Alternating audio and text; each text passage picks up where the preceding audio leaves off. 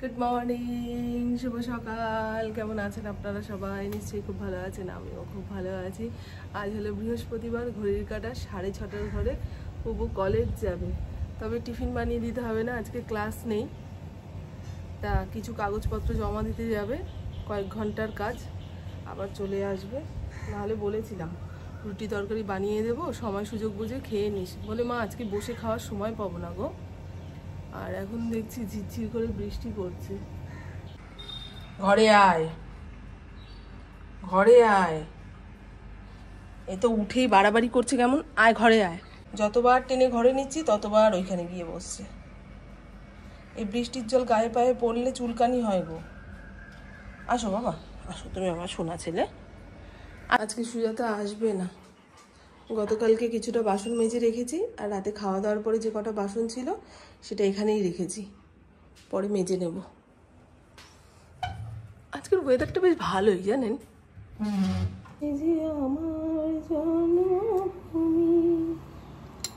আমাদের বাড়ির পাশে যে স্কুলটা রয়েছে সেখানে প্রার্থনার গান হচ্ছে, ধনধান্যে পুষ্পে ভরা। সকাল সকাল এই গানটা কানে আসলে নিজের স্কুল জীবনের কথা মনে পড়ে যায়। হয়ে গেল আজকে একেবারে শর্টকাটে টিফিন।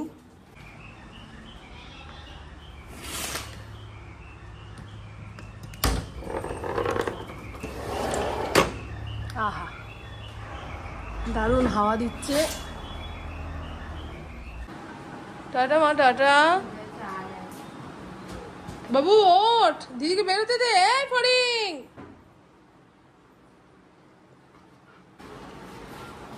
দেখছি রে রাখি।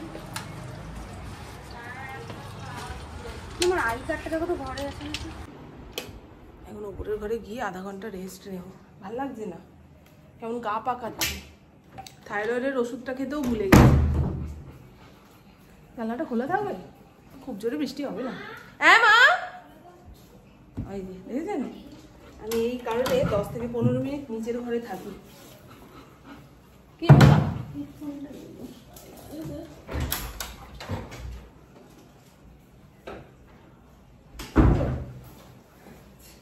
ধীরে সুস্থে যাবো। টাটা। হেডফোন নিতে ভুলে গেছে। আমার এয়ারপডটাও গন্ডগোল করছে, সেই কারণে সানডে সাসপেন্স শুনতে পাচ্ছি না, মনের মতো গল্প শুনতে পাচ্ছি না। যে কোনো গল্প শুনতে গেলে একেবারে মনোযোগ দিয়ে শুনতে হয়, নাহলে খেয়েই হারিয়ে ফেলি। পু বলেছে ঠিক করে দেবে, আর না হলে একটা নতুন অর্ডার দিয়ে আনাবে। এয়ারপড অনেকদিন চললো, আমার জন্মদিনে দিয়েছিল, আপনাদের মনে আছে কি? 3 বছর তো হয়েই গেল। আবার ঝমঝম করে বৃষ্টি শুরু হলো। কালকে তো রথের আগের দিন, রথের দিন বৃষ্টি না হলে রথের চাকা গড়গড় করে আসতে পারবে না তো। ভগবান নিজের ব্যবস্থা নিজেই করে দিচ্ছেন। আজকে কি এরকমই চলবে নাকি? হ্যাঁ, সকালের কাজকর্মগুলো শেষ হয়ে যাওয়ার পরে যদি বৃষ্টিটা নামতো ভালো হতো। এখন তো আর কাজে কর্মে হাত দিতে ইচ্ছে করবে না। কি বিপদ বলুন তো। বৃষ্টি হলেই মনে হয় জানলার সামনে বসে থাকি। রাস্তাঘাটে লোকও নেই, বুঝেছো? নাকে মুখে যদি একটু ধুলো ঢোকে ব্যাস হাঁচি কাশি শুরু। এই কয়দিন ধরে আবার সেটা হচ্ছে জানেন। শীতকালে হতো, এখন আবার এই সময়ও টের পাচ্ছি। ব্যাস বিছানা টান টান করা হয়ে গেছে, এবারে ঘর দুয়ার ঝাড় দেবো। চোখের সামনে যে কোনো ভাঙাচোরা জিনিস, বাড়ি যাই বলুন না কেন, থাকলে একটা নেগেটিভ প্রভাব পড়ে মনের মধ্যে। আমার একদম ভালো লাগে না।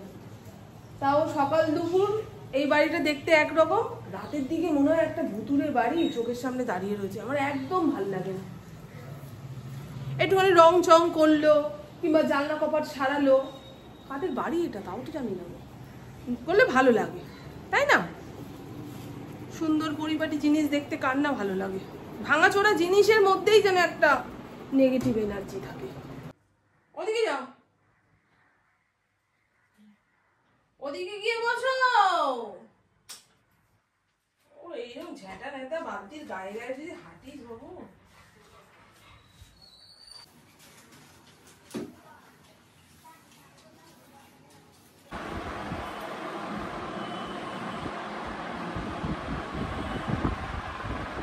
এবারে ঠাকুর ঘরের যতটুকু আছে সেরে ফেলি।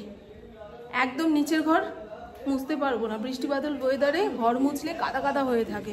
ফড়িং ওই গলিতে বেরোবে, গলির কাদা ঘরে আসবে, ইন্দ্র একটু পরেই বাড়িতে আসবে, জুতোতে করে কাদা ঘরে তুলবে, এই তো। আর আগামীকাল রথযাত্রা, শ্রী শ্রী জগন্নাথ দেব রথে চেপে রাজপথে বেরোবে ভক্তদের দর্শন করতে। আমরা ভক্তরা মন্দিরে যাই ভগবানের দর্শন করতে, কিন্তু রথের দিন জগন্নাথ দেব বেরোয় আমাদের দর্শন করতে। তাই রথযাত্রা তো দেখতে যেতেই হবে। আগে আমাদের মাহেশের রথে প্রচুর লোক হতো, প্রচুর। ছোটবেলায় দেখেছি গিজগিজা লোক, আর প্রত্যেকের বাড়িতে বাড়িতে অতিথি আসতো। এখন আর আসে না কেন বলুন তো? মানে অনেক জায়গায় ওই ছোটোখাটো রথগুলো হয়, সেই উপলক্ষে মেলাও বসে আর কি। জায়গায় জায়গায় মন্দির হয়ে গেলে কে আর একটা মন্দিরে গিয়ে ভিড় করে, ভাবে ঘরের কাছের মন্দিরে গিয়ে ঠাকুরের দর্শনটা করে আসি, এই তো। আমার ফড়িং পেছন পেছন ঘুরছে, যদি একটু ছাদে নিয়ে যাই। আজকে আর ছাদে যাবো না বাবা, পুরো জল কাদায় ভর্তি। তুই আবার এখানে এসে বসবি না, সরে যা বাবা। ওই জল কাদা ভেঙে সিঁড়ি দিয়ে নামার সময় যদি ঢপ করে পড়ি না, বাড়িতে বাঁচানোর লোক নেই। এর আগের বছর, তার আগের বছর উল্টো রথের দিন যাভাবে পড়েছিলাম, ওরে বাপ রে বাপ, সেই ব্যথা, কোমর ফোলা এখনো রয়েছে জানো।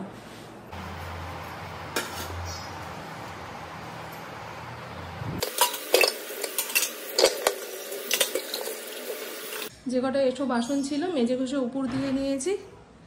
আর এখানে বাথরুমে হ্যাঙ্গার লাগাতে এসছে, ট্যাঙ্কিও পরিষ্কার হবে। আমি চট করে স্নানটা করে নেবো বাথরুম থেকে বেরিয়ে যাওয়ার পরে। ইন্দ্র এখনো আসেনি, ফড়িংকে ঘরে আটকাতে হলো।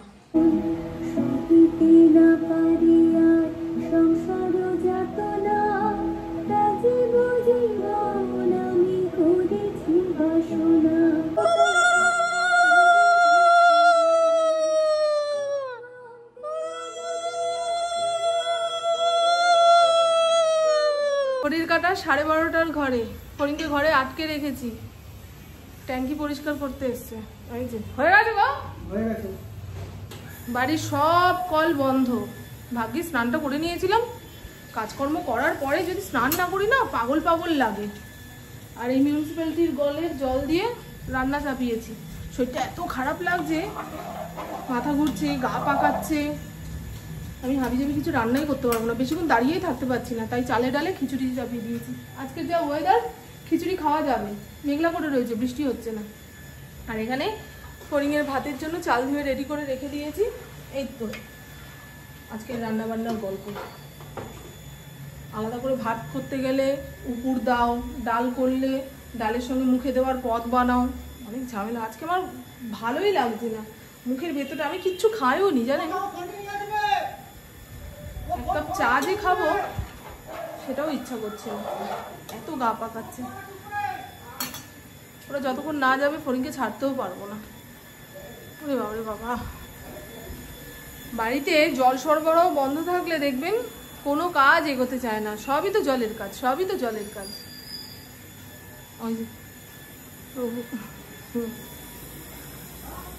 উনিও আজকে বেরোতে পারছেন না, বাড়িতে মিস্ত্রি লাগিয়ে দিয়েছে। না আমি তো তাকে হট করে চলে এসেছি, ঠিক আছে। ট্যাঙ্কিটা খুব ময়লা হয়েছে, আর যা রোদ উঠছিল এই কদিন, গরম পড়ছিল, ওরা ওই ট্যাঙ্কি পরিষ্কার করতে গেলে অজ্ঞান হয়ে পড়ে থাকতো। তো জ্ঞান ফেরানোর জন্য আরো 4 জনকে ডাকতে হতো। তার থেকে আজকে মেঘলা মেঘলা ওয়েদার, কেউ বাড়িতে নেই। ছাদ, হ্যাঁ কিছু আগাছা হয়েছিল, সেগুলো টানটুন দিয়ে পরিষ্কার করেছে, বলছে তো হেভি সুন্দর পরিষ্কার করেছে। এখন আমি গিয়ে দেখতে পাবো, ওর কাছে হেভি মানে আমার কাছে ও। হ্যাঁ আবার ঝিরঝির করে বৃষ্টি নামলো জানেন, আমার শরীরটা একদম ভাল লাগছে না গো, গা পাকাচ্ছে, বমি পাচ্ছে, মাথা ঘুরছে, গ্যাস হয়ে গেছে জানো ইন্দ্র। ওই তুমি প্রত্যেকদিন জিলিপি আনছো, রাতে তো আমি কিচ্ছু খাচ্ছি না জানেন, জিলিপি খেয়ে পেট ভার হয়ে যাচ্ছে, ব্যাস সকালে উঠে বুঝছি জলটা বেশি পড়ে গেছে গো খিচুড়ির মধ্যে, ডালও ছিল না, এমন আজকে অবস্থা।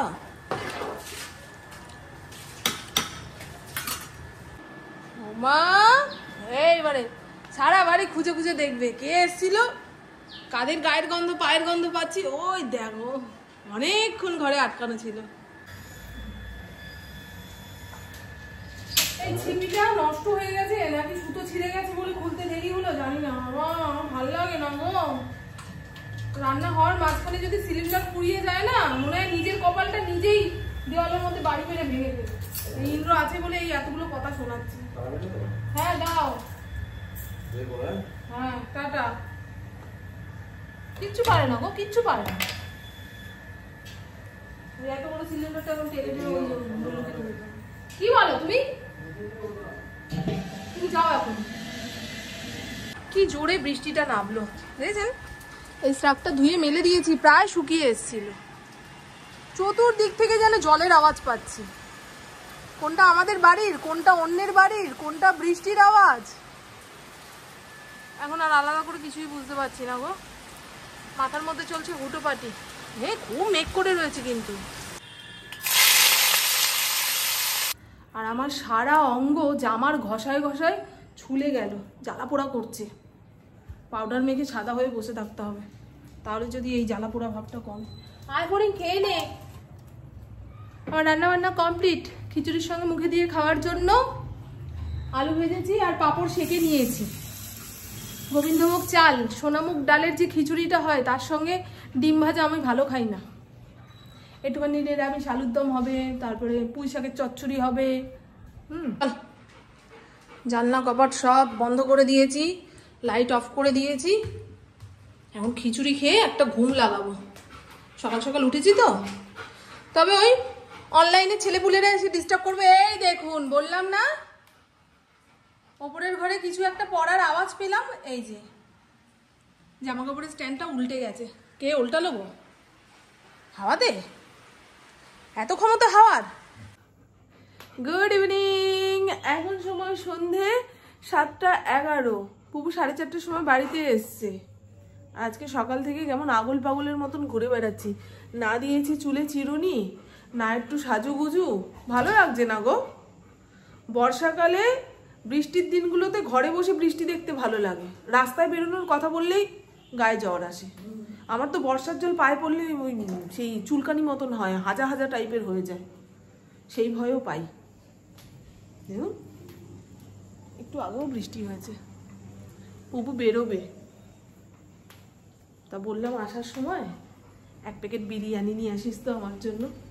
আমার ভাল লাগছে না, কিছুদিন যাবৎ বিরিয়ানির ওপরে এমন টান এসেছে, মনে হয় এসি ঘরে একা একা বসে বিরিয়ানি খাবো, ওটাই সব থেকে বড় সুখ, বুঝেছ? আর ফ্রিজ অর্গানাইজার যে অর্ডার দিয়েছিলাম সেটা চলে এসছে। এখন ওয়েদারটা একটু হালকা রয়েছে, গুছিয়ে ফেলি বলুন, নাকি কালকে দেখা যাবে? আগামীকাল রথ। হ্যাপি রথযাত্রা সবাইকে। আমার পুপু যে কাজের জন্য কলেজে গেছিলাম সেটা হয়ে গেছে, আরো 2 দিন যেতে হবে। বাবা প্রত্যেক দিন কলেজে যায় আর বলে আজকেই লাস্ট, আজকেই লাস্ট, আজকেই লাস্ট, আজকেই লাস্ট। আজকে এই ফ্রিজের ডোরটা গুছিয়ে ফেলি, এখানে কিচ্ছু ফেলানোর মতো নেই, সব গুছিয়ে গাছিয়ে রেখে দিতে হবে, বুঝলেন? এই দেখুন এই অর্গানাইজারগুলো এসছে, 6খানার সেট 190 টাকা নিয়েছে, 91 টাকা নিয়েছে। লোকাল মার্কেটে এগুলো খুঁজে পাই না গো, সেই কারণেই তো অনলাইন থেকে আনতে হয়। আর অনলাইনে যে কোনো জিনিসের দাম একটু হলেও বেশি।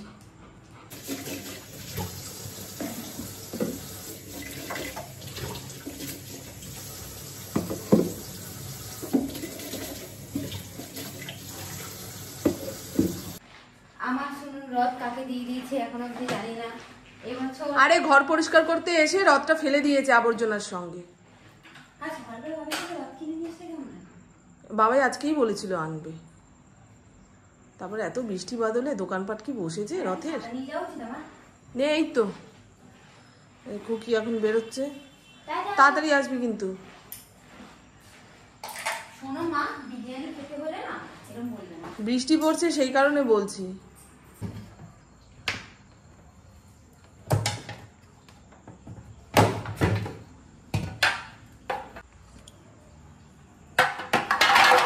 এই দেখুন ফ্রিজের ডোর ভেঙে না, এতগুলো জিনিস বেরিয়েছে।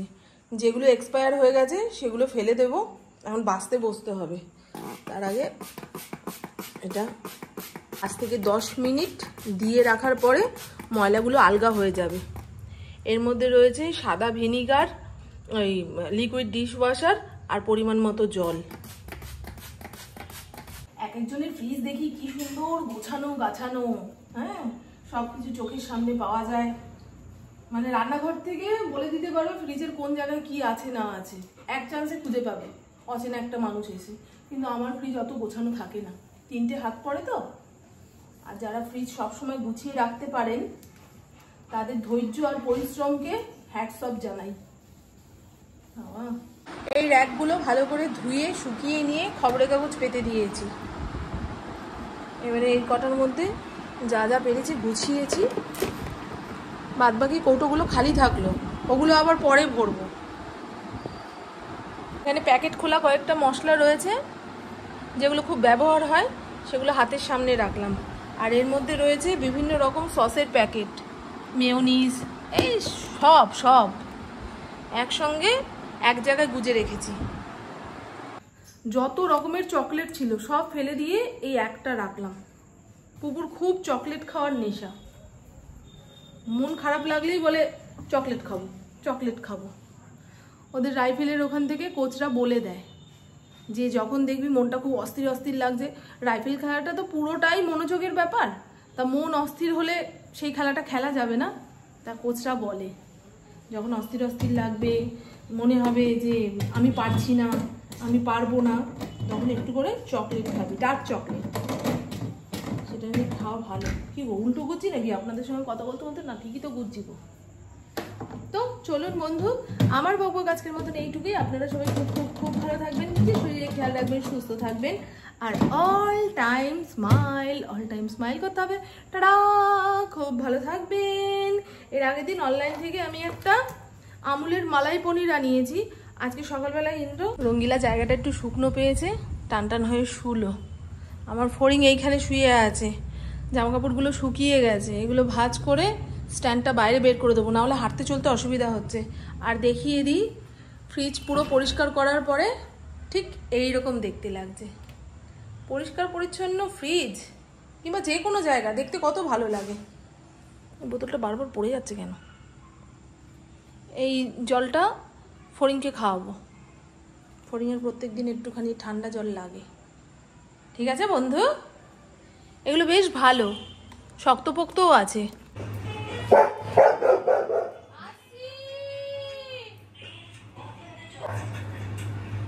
এই সবে হাত পা গুটিয়ে মোচাটা ছাড়াতে বসলাম, এক্ষুনি ডোরবেল। সারাদিন এলে কতবার ডোরবেল বাজে, সিঁড়ি ভেঙে নিচে যেতে হবে এই ভেবেই গায়ে জ্বর আসছে জানো। কি খুশি, রাস্তায় বেরিয়েছিল এই জন্য যে 2টো বিরিয়ানির প্যাকেট নিয়ে আসবে। তুমি শুনতে পাও না? আমি শুনেছি, আমি তো বললাম দাঁড়া যাচ্ছি।